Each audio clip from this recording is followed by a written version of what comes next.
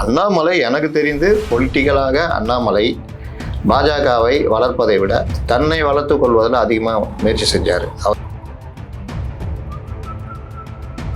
இது பிஜேபியுடைய இது கிடையாது. இங்கே இருக்கிற திமுக ஆதரவு ஊடகங்கள் இவர்கள் மூலியமாக ஒரு கருத்தை உருவாக்குறாங்க. முதலமைச்சருக்கும் துணை முதலமைச்சருக்கும் பிரச்சனை ஒரு மாசமா ஓடுதுன்னா வாயை தொடக்கூடாது. மல்லை சத்யாவை மறைமுகமாக இது பண்ண துறை வைக்கணும். இன்னும் மல்லை சத்யா 32 வருஷமா உட்காந்து மதிமுக அழிக்கணும்னு ட்ரை பண்ணியிருந்தாரு. கபலீகரம் பண்ணப்படும் கட்சி விசிகாவை அங்கே சொல்லுவார், அதிமுகவை பாஜக கபலீகரம் செய்ய பார்க்கிறது அப்படின்னு. செங்கோட்டையும் ஒன்றும் இல்லாதால இன்னொரு ஓபிஎஸ்ன்னு அப்பவே சொன்னேன். அவர் ஒன்றும் பண்ண மாட்டாருங்க, சுத்திட்டு கம்பெனி இருந்துருவாருங்க. அதே மாதிரி கூட்டணி பேச்சுவார்த்தை முடிஞ்சோன்னா 2-3 தடவை இங்கே வந்து பேசிட்டு போனார் அமித்ஷா. அமித்ஷாவே இறங்கி வந்தார் அப்படின்னு வச்சுக்கலாமா? அப்படி ஏதோ பாஜக நல்லது பண்ண மாதிரி எடப்பாடி பழனிசாமி தான் பண்ண மாதிரியும் ஒரு சிஎம் கேண்டிடேட்டா அவர் மட்டும்தான் எனக்கு பிரச்சனைன்ற மாதிரி கொண்டு போறாரு. இன்னைக்கு அண்ணாமலை இன்னைக்கு நடக்கிற காரிய குழு கூட்டத்தில் கூட இப்ப காலையில கலந்துக்கலன்றாங்க. சந்தோஷ் வந்து நடத்துற கூட்டத்தில் கூட சார் இன்னும் அதிகப்படியா போயிட்டாங்க. திமுக போய் இணைய போறான்ற அளவுக்கு வருது. திமுக அண்ணாமலையுடைய எதிர்காலமே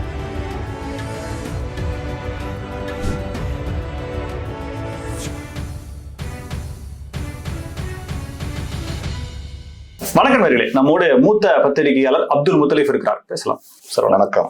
எடப்பாடி கே பழனிசாமி அவர்கள் டெல்லி பயணம், அமித்ஷா அவர்களுடைய அழைப்பை ஏற்று, எதுக்காக அழைப்பை ஏற்று? கரெக்டா? இங்க இருந்து ஓடினாங்களே சார், கிள்ளிட்டான் சார் என்ன அடிச்சிட்டான் சார்னு போய் அது சம்மந்தமே இல்லாம அதிமுகவுடைய தலைமை பிரச்சனைனா இங்கிருந்து நேராக போய் அமித்ஷாவை பார்க்கறது. அப்போ இங்க இருக்கிற பத்திரிகையாளர்களும் அமித்ஷாவை பார்த்தார், என்ன நடக்க போகிறது அப்படிதான் பேசுறாங்களே தவிர இந்த பார்த்துட்டு வந்தவரா என்ன ஏங்க உங்க கட்சியில தானே பிரச்சனை, அதுக்கே நீங்க அமித்ஷா போய் பாக்குறீங்கன்னு யாரும் கேட்கல. இது வந்து எப்படின்னா ஒரு கூட்டணி தலைவர் இன்னொரு கூட்டணி தலைவரை பார்க்குற ஏற்பாடு, அழைப்பின் பேரில். நீங்க தான் சொன்னீங்க. பொதுவாகவே பாஜக வந்து டாமினேட் பண்ணும், ஒவ்வொரு பார்ட்டியும் ஏடிஎம்கேலையும் டாமினேட் பண்ணியிருக்காங்க, ஒரு தோற்றத்தை உருவாக்குனாங்க. ரெண்டாவது, டெல்லி பாஜகவுடைய துணை இருந்தால்தான் அதிமுக 4 ஆண்டு ஆட்சி தள்ள முடியும் அப்படின்னு. இன்னைக்கு கூட இவர் பேசுறாரு, டிடிவி பேட்டி கொடுக்குறாரு, பாஜக ஒன்றும் காப்பாற்றவில்லை, அதிமுக எம்எல்ஏக்கள் தான் காப்பாற்றினார்கள். அதிமுக எம்எல்ஏக்கள் அவங்க ஒன்றுபட்டு இருந்தாங்க. ஆனால் அந்த மெஜாரிட்டி பிரச்சனை வந்த பொழுது அதிமுக அரசு கவிழாமல் பார்த்தது நீங்க பாஜக தான் சொல்லலாம். ஏன்னா அவங்க அஜெண்டா ஓபிஎஸ்ஐ உள்ள அனுப்பணும், ஓபிஎஸ்ஐ வைத்து அதிமுகவை மீண்டும் ஆப்ரேட் பண்ணணும். அதுக்கு சசிகலா இடையூறா இருந்தால் சசிகலா டிடிவியை நகர்த்திட்டாங்க. அப்போ டிடிவிக்கு துரோகம் பண்ணதே பாஜக தான். ஆனா நீ அவர் நான் என்டிஏல இருப்பேன் அப்படி ஏதோ பாஜக நல்லது பண்ண மாதிரி எடப்பாடி பழனிசாமி தான் பண்ண மாதிரியும் ஒரு சிஎம் கேண்டிடேட்டா அவர் மட்டும்தான் எனக்கு பிரச்சனைன்ற மாதிரி கொண்டு போறாரு. அவருக்கு என்னன்னா, நம்ம இருந்த கம்பெனில சாதாரண வேலையாளா இருந்தவர் இன்னைக்கு அதே கம்பெனில பெரிய ஆளா இருக்காரு. நம்ம வெளியே இருக்குமே, நம்ம ஒரு சின்ன கடை ஆரம்பிச்சுட்டு அந்த கோபம். நீங்க இவ்வளவு தூரம் குற்றச்சாட்டுகள் வைக்கக்கூடிய அந்த பாஜகவை வந்து எதுவுமே பண்ணல, பாஜக வந்து நமக்கு நன்மைதான் செஞ்சது அப்படின்னு சொல்ற ஸ்டேட்மெண்ட்டை நேத்து இபிஎஸ் அவர்கள் சொல்லியிருக்காரு. ஆட்சியை காப்பாற்றியதும் ஆட்சிக்கு கேட்டதெல்லாம் கொடுத்தாங்கன்ற ஒரு பாராட்டு சான்றிதழ் தான் அவர் கொடுத்திருக்காரு. கேட்டதெல்லாம் கொடுத்தாங்கன்னா ஓகே போயிருக்காங்க, கொடுக்கல. அந்த மாதிரி பல விஷயங்கள் இருக்குது. அவர்கள் இந்த பேரிடர்கள் எல்லாம் பெரிய அளவுல ஹெல்ப்லாம் பண்ணல. ஆனாலும் அவர்கள் வந்து இந்த ஆட்சியை நகர்த்து போறதுக்கு, தனக்கு வேண்டிய ஆட்சி இருக்கட்டும்ன்றதுக்கு எல்லா ஹெல்ப்பும் பண்ணாங்க. அதெல்லாம் மாற்றுக்கிறது இல்லை. இன்னைக்கு ஒரு டிடிவி சொல்றாருல, அதிமுக எம்எல்ஏக்கள் தான் காப்பாற்றினார்கள். அதிமுக எம்எல்ஏக்கள் துணையோட இன்னும் கொஞ்சம் ஒரு மைனூட் ஒர்க்குக்கு தேவைப்பட்டுச்சு. அதாவது 110 பேரை வச்சுட்டே தள்ளினாங்கல்ல 2021 வரைக்கும், 2019 வரைக்கும். அப்போ 2019 தேர்தலில் தான் 22 எம்எல்ஏக்களுடைய இடைத்தேர்தல் வந்தது. அதில் ஒரு 9 ஜெயிச்சாங்க. அதில் பெரும்பாலும் திமுக ஜெயிச்சது. அது 9 ஜெயிச்சது மூலிமா அவங்க தன்னை காப்பாற்றிட்டாங்க. 119 வந்துட்டாங்க, மெஜாரிட்டி வந்துடுச்சு. அப்போ அது வரைக்கும் தள்ள முடியாமல் வேற ஏதாவது கவர்னர் வச்சு முடிவு எடுத்திருந்தா மெஜாரிட்டி நிரூபிங்க. இல்ல பட்டவர்த்தமா தெரியுங்க, 4.5 ஆண்டு வந்து மத்திய அரசினுடைய ஆதரவு இல்லை அப்படின்னா நிச்சயமா கம்ப்ளீட் ஆயிருக்குமா அப்படின்னு சொல்றாரு. கேள்விகள் அதுதான் அவர் சொல்றாரு. இப்ப என்னன்னா சார், அதிமுகவில் இருக்கக்கூடிய ஒரு முன்னாள் அமைச்சர் செங்கோட்டையன், மூத்த அரசியல்வாதி, அவரை வந்து தன்னுக்கு வந்து ஏதோ மனக்கிலேசத்தினால அங்க போய் சந்திக்கிறாரு. அந்த விஷயத்துக்காக எடப்பாடி கே பழனிசாமி அதிமுகவினுடைய பொதுச்சாளர் போய் அமித்ஷாவை பாக்குறது அப்படிங்கறது வந்து அப்ப இவருக்கான அந்த தலைமைத்துவ பண்பு அப்படிங்கறத கொஸ்டின் பண்றாங்க. 2-3 தடவை அமித்ஷா இங்க வந்தாரு. அப்ப அமித்ஷா வந்து இறங்கி வந்துட்டாருன்னு வச்சுக்கலாமா? கூட்டணி பேச்சுவார்த்தை முடிஞ்சோன்னா 2-3 தடவை இங்க வந்து பேசிட்டு போனார் அமித்ஷா. அமித்ஷாவே இறங்கி வந்தார் அப்படின்னு வச்சுக்கலாமா? இது வைஸ் வெர்சா. கூட்டணி பேச்சுவார்த்தை, கூட்டணி தலைவர்கள் சந்தித்து கொள்வது ஒன்று டெல்லி இல்லை தமிழ்நாடு, அப்படிதானே? அதனால இப்போ ஒரு கூட்டணி தலைவராக இப்போ துணை ஜனாதிபதி வந்திருக்காரு, நாளைக்கு பிரதமருக்கு பிறந்த நாள், இந்த மாதிரி பல விஷயங்கள் இருக்குது. ப்ளஸ்ஸு இந்த பிரச்சனை ஓடிட்டு இருக்குது. இவங்க போய் வாலண்டரியாக சந்திக்கிறாங்க. ஜெயலலிதாவுடைய பொண்ணுன்னு சொல்லிட்டு ஒரு அம்மாவை நான் சந்திச்சேன்னு பேட்டி கொடுக்குது. இதெல்லாம் என்னன்னு எனக்கு புரியல. அப்ப பார்த்தேன், அமித்ஷாவை பார்த்தா மறுபடியும் ஒரு வாரம் கழிச்சு கூப்பிட்டுருக்காங்கன்னு சொல்றாங்க. அது என்ன இதுன்னு தெரியல. சும்மா பார்த்து என்ன விஷயம் இந்த மாதிரி ரைட் கிளம்புங்க அப்படின்னா கூட நான் பார்த்தேன் பேசினேன்ற மாதிரிலாம் கூட இருக்கலாம். இல்லை இவங்க எதுக்கு பார்த்தாங்க, ஏன் பார்த்தாங்க, ஒற்றுமையா இருக்கணுமா அதிமுக, இதில் இவங்க என்ன பண்ண போறாங்கன்னு தெரியல. இல்லை பார்க்காமே பார்த்தேன்னு சொன்னா நீங்க எப்படி போய் இது பண்ண முடியும்? இன்னைக்கு ஊடகங்கள் அதை பத்தி கவலையே இல்லை. சார், இப்போ அதிமுகவோட கூட்டணியை பாஜக வலிந்து பயங்கரமான எல்லா வகையிலும் முயற்சித்து தான் இந்த கூட்டணி அப்படின்றத வச்சிருக்கு. அது பட்டவர்த்தனமா எல்லாருக்குமே தெரியும். எடப்பாடி கே பழனிசாமி அவர்கள் ஆனமுட்டுக்கு வேணாம், தனிச்சு நின்று பார்ப்போன்ற முடிவுல தான் இருந்தாரு. இப்ப ஏதோ காம்ப்ரமைஸ் ஆகி கூட்டணி வச்சிருக்காரு அப்படின்றத வெளிப்படையான தகவல் மூலமா தெரியும். அப்படி இருக்கும்போது மீண்டும் இந்த உட்கட்சியில பல விஷயங்கள் எதிர்ப்புல இருக்கிறவங்களுக்கு தூண்டி விடுறது, இப்ப அதிமுகவுக்கான பாதிப்பு, எடப்பாடி கே பழனிசாமி அவர்களுடைய தலைமைக்கான ஒரு நெருக்கடி அப்படிங்கிறத பாஜக கொடுக்குதுன்னா பாஜகவினுடைய நோக்கம் என்ன? நீங்க இந்த விஷயத்த இங்க இருக்கிற ஊடகங்கள் இருக்குல்ல, இவர்கள் பேசுனதெல்லாம் கழிச்சிட்டு பாருங்க, ஒண்ணுமே இருக்காது. செங்கோட்டையன் வெளியில வர ஆரம்பிச்சிங்க, ஊடகங்கள் பெரிய வைப்பு கொடுக்காம இருந்தா செங்கோட்டையனுடைய மேட்ரு, செங்கோட்டையன் அதிமுகவுக்கு எதிராக வெளியே பேட்டி கொடுத்தார், அப்படிதான் வரும். சார் 10 நாள் கெடு முடிஞ்சிருச்சு. இருங்க, 10வது நாள் பேட்டி கொடுக்கும்போது அவருடைய பேச்சிலே தெரியுது சார், யாருமே வரலப்பா, என்னதான் தெரியாம சொல்றேன். இதைத்தான் நான் சொல்றேன். ஊடகங்கள் அந்த விஷயத்தை எப்படி ரிப்போர்ட் பண்றாங்க? வந்துட்டாரு, நீ இவரு பெரிய அளவுல இது பண்ணாரு, அவர் சொல்லிட்டாரு, 10 நாள் கெடு கொடுத்துருக்காரு, இப்படிதான் இது பண்ணாங்க. ஆனா இதே ஊடகங்கள் எப்படி பண்ணோம்? அதிமுகவுல இருந்து இந்த பிரச்சனைகள், இவர் சொல்ற விஷயங்கள் எதுவுமே சாத்தியமில்லாத விஷயத்தை கட்சியுடைய முடிவை மீறி வெளியில பேசுறாரு, திடீர்னு இவர் ஏன் பேசுறாரு அப்படின்ற மாதிரி ரிப்போர்ட் பண்ணியிருந்தாங்கன்னா அது செங்கோட்டையனுக்கு ஒண்ணுமே இல்லாமல் போயிருக்கும், நெகட்டிவ் ஆயிருக்கும். ஆனா இங்க என்ன அசைன்மெண்ட்? செங்கோட்டையனை தூக்கி பிடிக்கணும். ஓபிஎஸ் பொதுக்குழு வரைக்கும், கோர்ட் வரைக்கும் போனார். கோர்ட்டு கடைசி என்ன சொல்லிச்சு? பொதுக்குழு நடத்துவாங்க, போய் கலந்துக்கோ, உன் பலத்தை நீ நிரூபி, அவர் பலத்தை அவர் நிரூபிட்டோம், யார் வராங்களோ வரட்டும், அதான் முடிவுட்டாங்க. இவங்க கொடுக்குற வைப்பு இருக்குல்ல, செங்கோட்டையனை எப்படி கொடுத்தாங்க? நான் அப்பவே சொன்னேன், இவர் கட்சி விதியை மீறி வெளியே பேசிட்டு இருக்காரு, கட்சி விட்டு தூக்கிடுவாங்கன்னு. கட்சி விட்டு கூட தூக்கல. அதையுமே விமர்சனம் பண்றாங்க சார். அடிப்படை உறுப்பினர் பதவியில இருந்து ஏன் தூக்கல? இவர் தலைமை தானே, எடுக்க வேண்டியதானே. அவங்க இஷ்டம், ஒன்று அந்தரில் விட்டாங்கல்ல, அது மட்டுமா பண்ணாங்க? உங்களை யாரும் விமர்சிக்கலையே, கட்சிக்கு கட்டலை, அதை பத்தி யாரும் பேசாதீங்க, நான் பாத்துக்கிறேன் அப்படின்னு அவர் வாட்டில் சுத்திட்டு இருக்காரு. இவரா போய் அமித்ஷாவை சந்திக்கிறார். மூத்த அரசியல்வாதிக்கான மரியாதையா சார் அது என்னவோ? இவரா போய் அமித்ஷாவை பாக்குறாரு. அப்போ ஊடகங்கள் பார்த்துட்டாரு அமித்ஷாவை, என்ன நடக்க போகுது, இப்படிதான் அந்த இதை பண்றாங்களே தவிர நீங்க எதுக்கு அமித்ஷா போய் பாத்தீங்கன்னு யாருமே கேட்கல. அமித்ஷா என்ன உங்க அகில இந்திய தலைவரான்னு யாரும் கேட்கல. இவர்கள் என்ன செய்யறாங்க? பாத்தீங்களா பாஜக, நீங்க கூட கேட்டீங்கல்ல, பாஜக இயக்குற வேலை பண்ணது. பாஜக அதனுடைய தேவை அடிப்படையில தான் இணைஞ்சிருக்காங்க. அதனாலதான் அண்ணாமலையை தூக்கி போட்டாங்க. இன்னைக்கு அண்ணாமலை இன்னைக்கு நடக்கிற காரிய குழு கூட்டத்துல கூட இப்ப காலையில கலந்துக்கலன்றாங்க. சந்தோஷ் நடத்துற கூட்டத்துல கூட சார் இன்னும் அதிகப்படியா போயிட்டாங்க. திமுக போய் இணைய போறான்ற அளவுக்கு வருது. திமுக அண்ணாமலையுடைய எதிர்காலமே ஸ்பாயில் ஆயிடும். அண்ணாமலை எஸ்டாப்ளிஷ் ஆனது பாஜக. இன்னைக்கு அண்ணாமலைக்கு ஒரு டீம் இருக்குல்ல, அது அவர் பாஜகக்குள்ள இருந்து சண்டை போடுறான்றதுனாலதான் அந்த மரியாதை. திமுக எல்லாம் போனார்னா ஒரு கதை பிடிச்சிடும் கொஞ்ச நாளைக்கு. நேற்று எடப்பாடி கே பழனிசாமி அவர்கள் பேசிய பேச்சு, இதுவரைக்கும் அவர் கடந்து வந்த பாதையில நேற்று பேசிய பேச்சு போல அவர் இதுவரைக்கும் பேசினதில்ல. 18 எம்எல்ஏக்களை கூட்டு போனீங்கல்ல, அதிமுகவே சிதைக்கணும்னு நினைச்சீங்கல்ல, இப்ப உங்களை மறுபடியும் நான் சேர்க்கணுமா அப்படின்ற மாதிரியான ஒரு பார்வை. அது டெல்லிக்கு போறதுக்கு முன்னாடி அங்க டெல்லியில சொல்லுவாங்கல்ல, டிடிவியை சேர்க்க சொல்லி அமித்ஷா சொல்லுவாரு, இங்கே ரிசல்ட் சொல்லிட்டு போறாரு. இதுதான் என் ஸ்டாண்டு தான், நீ இவ்வளவு வேலை பண்ணுவ, என்னையே இருக்கக்கூடாதுன்னு சொல்லுவேன், உன்னை நான் கொஞ்சமாவது கம்முன்னு இருந்தா கூட என்டிஏ கூட்டணிக்குள்ள அவரை கொண்டு வந்துட்டு ஒரு 5 எம்எல்ஏ 10 எம்எல்ஏவோ அது அவர்கள் முடிவை பொறுத்து அமைஞ்சிருக்கும். ஓபிஎஸும் சும்மா இருந்தா அவருக்கும் அவருடைய ஒருங்கிணைப்பு குழுவுக்கு ஏதாவது ஒரு இது இருந்திருக்கும். ஆனா நீங்க உங்களால ஏன் சும்மா இருக்க முடியல? உங்களுக்கு ஒரு அஜெண்டா கொடுக்குறாங்க, இப்படி பண்ணுங்க அப்படி பண்ணுங்கன்னு. அது பிரகாரம் டிடிவியும் ஓபிஎஸும் இயங்குறாங்க. எந்த விஷயத்த பேசினாலுமே எஸ்பி வேலுமணியோட பேர் அடிபடுது சார். என்னன்னா இபிஎஸ் நீங்க வரிசையா வாங்க, இபிஎஸ் எஸ்பி தான், இபிஎஸ் இருக்க விட மாட்டாரு, எல்லாத்துக்கும் காரணம் எஸ்பி தான் அப்படின்னு ஓபிஎஸ் கொண்டு வந்தாங்க. ஓபிஎஸ்ன்னு ஊடகங்களை வச்சுட்டு தூக்கிட்டு சுத்தினாங்க. இதெல்லாம் அசைன்மெண்ட். ஓபிஎஸ் ஒன்றும் இல்லை, செல்லா காசுன்னு தெரிஞ்சவொன்னே செங்கோட்டையன் இப்போ இல்லை. அதிமுக பாஜக கூறுறதுக்கு முன்னாடி இவர் இதே மாதிரி பம்பரமா சுத்தி இருந்தாரு. இங்க போவாரு, அங்க வருவாரு, டெல்லிக்கு போவாரு, அங்க வருவாரு, எதாவது உளறிட்டு இருப்பாரு. அப்ப என்ன சொன்னாங்க? செங்கோட்டையனை டெல்லி பாஜக அழைக்கிறது, எடப்பாடியை தூக்கி போட்டுட்டு அந்த இடத்துல செங்கோட்டையன் வைக்க போறாங்க. அந்த தலைமையில பாஜக மாற்றப்படுகிறது. செங்கோட்டையன் தலைமையில அதிமுக, டிடிவி, பாஜக எல்லாம் இணைய போறாங்க இப்படி சொன்னார். அதுக்கப்புறம் ஒன்றும் இல்லைன்னு ஆச்சு. நான் அப்பவும் நான் சொன்னேன், செங்கோட்டையன் ஒன்றும் இல்லாதால இன்னொரு ஓபிஎஸ்ன்னு அப்பவே சொன்னேன். அவர் ஒன்றும் பண்ண மாட்டாருங்க, சுத்திட்டு கம்முன்னு இருந்துருவாருங்க. அதே மாதிரி தான் நடந்தது. ஏன்னா கோபிச்செட்டிப்பாளையம் தாண்டி செங்கோட்டையனுக்கு எந்த இதுவும் கிடையாது. எல்லாருக்கும் தெரியும் அவ்வளவுதான். ஆனா அவருடைய செல்வாக்குன்னு பாத்தீங்கன்னா கோபிச்செட்டிப்பாளையத்துல ஒண்ணு ஜெயிக்கலாம், இல்ல யார் காலையா வாரி விடலாம். சோ பாஜகவினுடைய எந்த ஒரு கோரிக்கைக்குமே அதிமுகவினுடைய நலன் அப்படின்ற பார்வையில மட்டும்தான் இபிஎஸ் பாக்குறாரு. அதனாலதான் இவ்வளவு பிரச்சனைகள், இவ்வளவு சச்சரவு.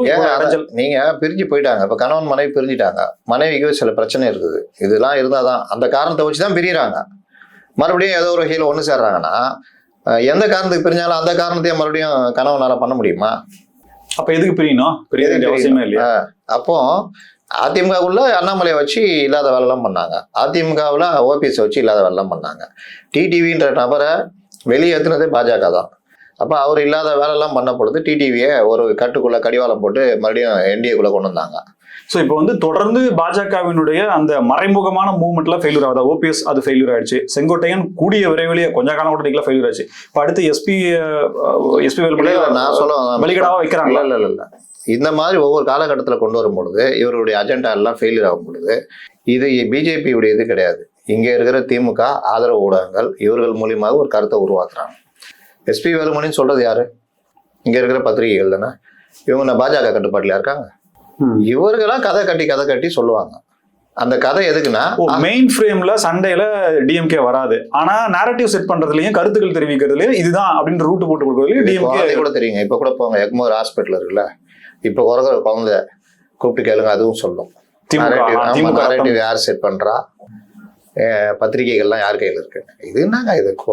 பத்திரிகையாளர்கள், மெயின் ஸ்ட்ரீம் பத்திரிகையாளர்கள், இது எல்லாமே. நீங்க ஷியாம் சொல்றாரு டிடிவி சொல்றதான் கரெக்டு, காப்பாற்றினது வந்து அதிமுக எம்எல்ஏக்கள் தான். அதிமுக எம்எல்ஏக்கள் தான் காப்பாற்றினாங்க. 110 பேரை வச்சுக்கிட்டு 2019 வரைக்கும் தள்ளுறதுக்கு யார் உதவி பண்ணா? பாஜக தானே. அதனால சில பேர் சில டைம்ல தடுமாறுவாங்க, அதெல்லாம் பயன்படுத்திவாங்க. இப்போ நான் வந்து எனக்கு தன்மானம் தான் முக்கியம், ஆட்சி கூட எனக்கு முக்கியம் இல்லைன்ற ஒரு முக்கியமான ஒரு விஷயத்த சொல்றாரு. ஏற்கனவே 10 தோல்வி அப்படின்ற மாதிரியான விஷயங்கள் சொல்லப்படுது. அப்போ 11வதாக அதிமுகவை தோல்வியின் பாதையில் செல்வதற்காக இப்பவே அடி போட்டார் பாரு அப்படின்ற மாதிரி மருத்துவ தோல்வின்றதுக்கு நான் பல தடவை உதாரணம் சொல்லிட்டேன். 2024 தோல்விகள் அப்போ ஓபிஎஸும் கூட இருந்தார். 2024லயே என்டிஏ ஒன்னா இருந்ததுன்னா தோல்வி வந்திருக்காது. இவர்களுக்கு 20 சீட்டு கிடைச்சிருக்கும், சரி பாதி அவர் ஜெயிச்சிருப்பாங்க. கூட்டணின்னு ஒண்ணு இல்லைன்னா இந்த 10 தோல்வின்னு பேசுறவங்க பல தோல்வியை சந்திப்பாங்க. அப்ப இந்த கூட்டணின்றத கூட்டி வச்சுக்கிட்டு ஒரு கருத்தை, இங்க தமிழ்நாட்டுல பெருவாரியாக இருக்கிற ஒரு கருத்து என்னன்னா ஆன்டி மோடி, அதை மட்டுமே தூக்கி பிடிச்சிக்கிட்டு இவர்கள் லாபத்துக்கு தேர்தல் வாக்குறுதியை நிறைவேற்ற மாட்டாங்க, அடிப்படை கட்டுமான வசதிகளை செஞ்சு தர மாட்டாங்க, ஊழல் முறைகேடு, இந்த மாதிரி விஷயங்கள் பண்ணுவாங்க. இது எல்லாத்தையும் பிரச்சனை வரும்பொழுது அதை பற்றி பேசக்கூடிய ஊடகங்களை தான் கையில வச்சுக்குவாங்க. இது எல்லாம் பண்ணிட்டு அதையும் மீறி யாராவது பேசுறாங்க பண்றாங்கன்னா முதல்ல எதிரியா காமிக்கிறது பாஜக மத்திய அரசுன்னு கொண்டு வந்து நிறுத்துவாங்க. அதுக்கு இது நீட்டை தூக்கிட்டு வருவாங்க. ஏன் நீட்டு நீ தானே அது பண்ணனா, அதை தூக்கி ஓரம் போட்டுருவாங்க. டீலிமிட்டேஷன் என்னைக்கோ 2035 நடக்குது, இன்னைக்கே தூக்கி பண்ணுவாங்க.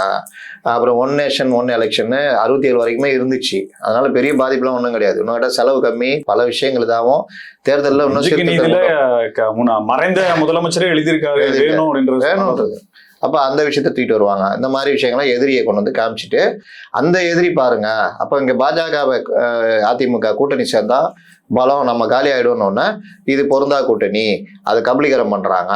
யாரு கபலீகரம் பண்ணப்படும் கட்சி? விசிகாவே அங்க சொல்லுவாரு அதிமுகவை பாஜக கபலீகரம் செய்ய பாக்குறது அப்படின்னு. சார் இப்ப என்னன்னா பாஜக உள்ள வந்துடும் அப்படின்னு சொல்லி இவ்வளவு நாள் வாங்கினாங்க. இப்ப என்னன்னா பாஜக அதிமுக அழிக்குது அப்படின்ற மாதிரியான ஒரு அது என்னன்னா அதிமுக ஒண்ணுமேலன்னு காமிக்கணும். நீங்க ஒருத்தர் ஜெயிக்கணும்னா முதல்ல அவரை வந்து எதிரியே இல்ல அப்படின்ற மாதிரி, எதிரியே இல்லைன்றத விட எதிரியை பலகீனப்படுத்துற வேலை பண்ணணும். பலகீனப்படுத்துறதுல என்ன வேலைன்னா எதிரி வந்து அவரை பத்தி டிஃபேம் பண்ணணும்.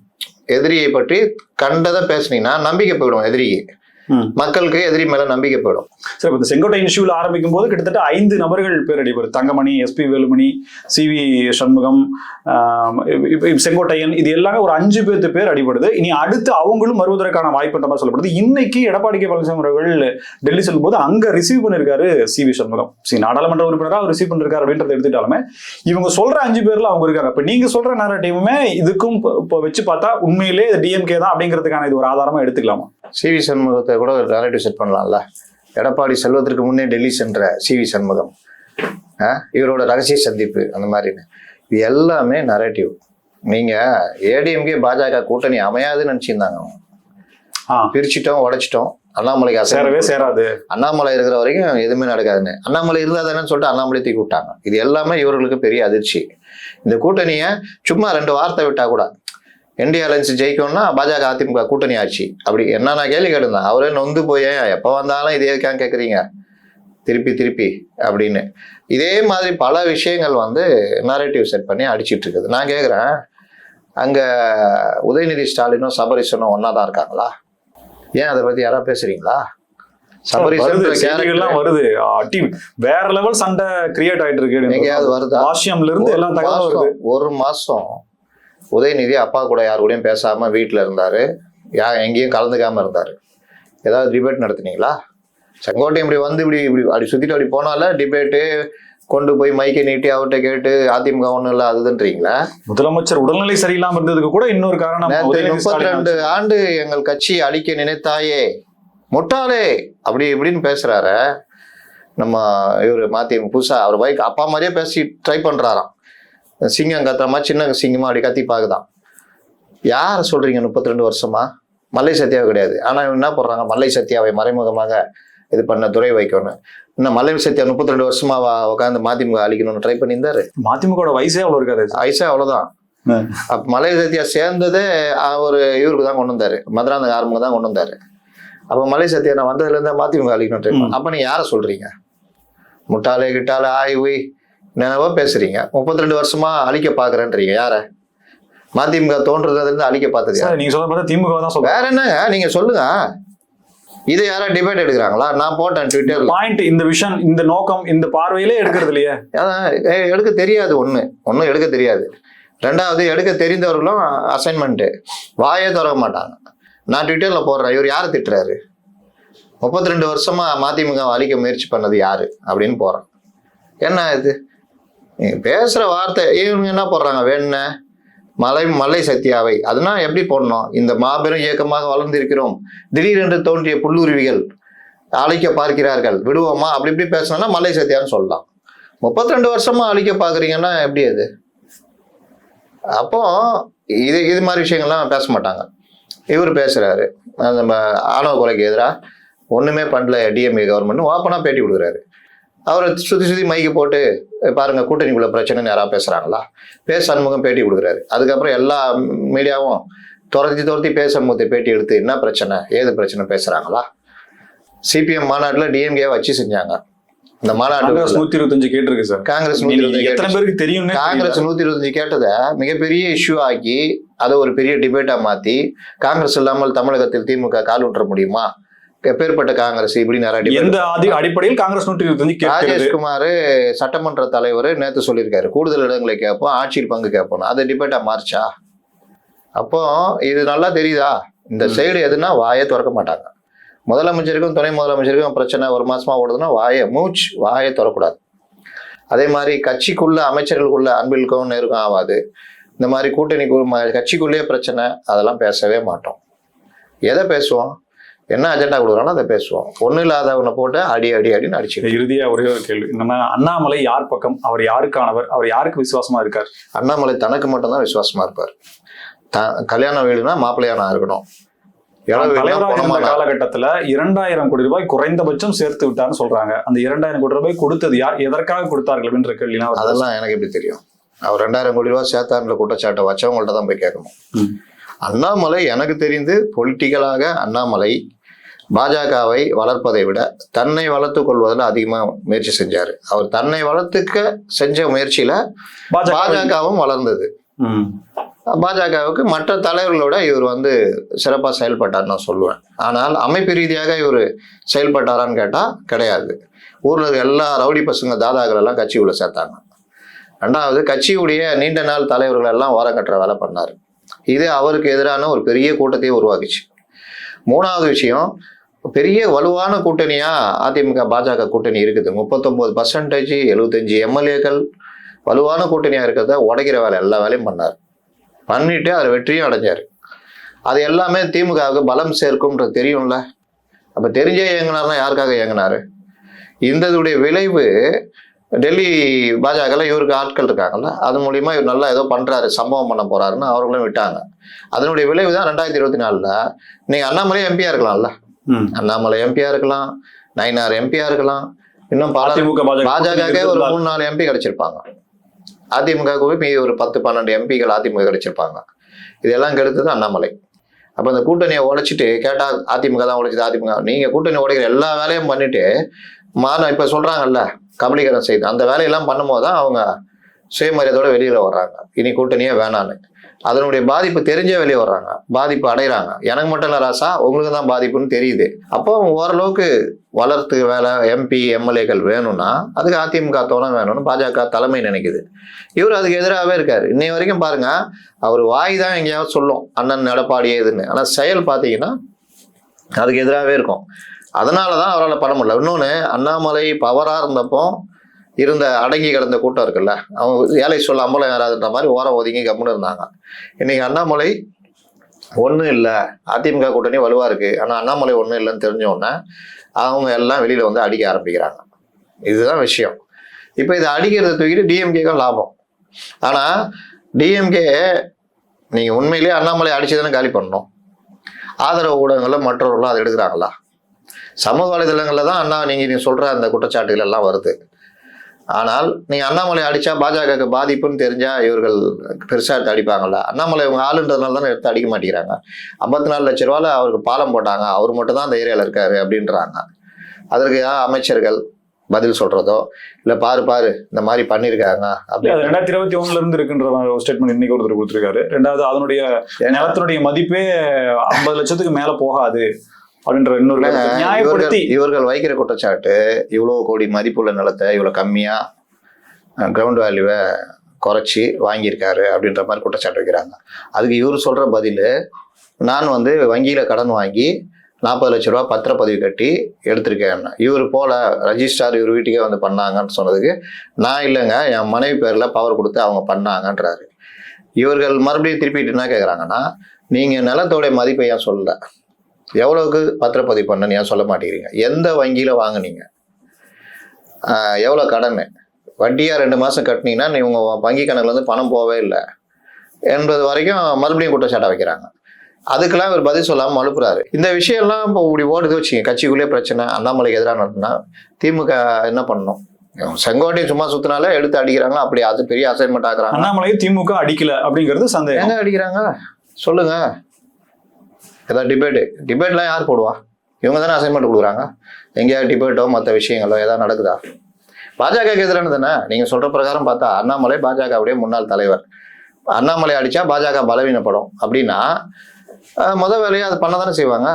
இவரு அசைன்மெண்ட்ல இயங்கினாரு, உடைச்சாரு அப்படின்றதுல யாருக்கும் மாற்று கருத்து இருக்க முடியாது. நீங்க முன்னாடி சொன்னவங்களாம் பாத்தீங்கன்னா பெரிய அளவுல அதிமுக பாஜக கூட்டணி வரவிடாம பார்த்துக்கிட்டது அண்ணாமலைக்கு பெரும் பங்கு இருக்குன்னு இன்னைக்கு எல்லா இடத்துலயும் பேசுறாங்க. அதனால என்ன இதாச்சுன்னுலாம் நம்ம சொல்ல முடியாது. ஆனா இன்னைக்கு கூடயே இருக்கிறவங்க, பாஜகலே இருக்கிறவங்க, இல்லாட்டி இவரால் ஒதுக்கப்பட்டவங்க சமூக வலைதளங்கள்ல குற்றச்சாட்டு வைக்கிறாங்க. அதுக்கு இவர் பதில் சொல்லாம போயிருக்கலாம். பதில் சொன்னாரு. பதில் சொன்னீங்கன்னா முறையா சொல்லணும். அந்த பதில்ல இருந்து இவர்கள் இன்னொரு பதிலை தேடுறாங்க. இதை ஏன் சொல்ல, அதை ஏன் சொல்ல. அப்ப நீங்க பதில் சொன்னா ஒரேடியா வாய் மூடுற மாதிரி சொல்லணும். உங்கள்ட்ட தான் எந்த பிரச்சனையும் இல்லை, ஒரேடியா வாய் மூடுற மாதிரி சொல்லணும். இல்லையா பதிலே சொல்லக்கூடாது. இதெல்லாம் குற்றச்சாட்டு வைக்க தான் ஏன் செய்வாங்க. எல்லாத்துக்கும் பதில் சொல்லிட்டு போயிட்டே இருக்கலாம். மிக்க நன்றி சார், பல தகவல்கள். நேர்களை மீண்டும் சந்திப்போம். இணைந்திருங்கள். நன்றி நேர்களே.